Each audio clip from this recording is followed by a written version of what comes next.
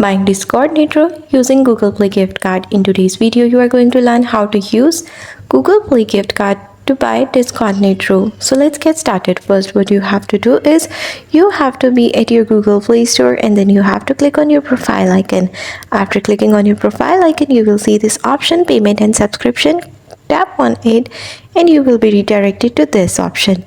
Click on redeem code, and after clicking on the redeem code, what you will see a next screen. Now at next screen you have to enter your code manually, or you can add it by scanning the gift card. So your gift card will be redeemed. What you have to do is you just have to be at Discord Nitro, and at Discord Nitro you just have to go to their settings, and in the settings or account option you will see all of the Nitro's subscription available. As you can see the settings right here as the gear icon.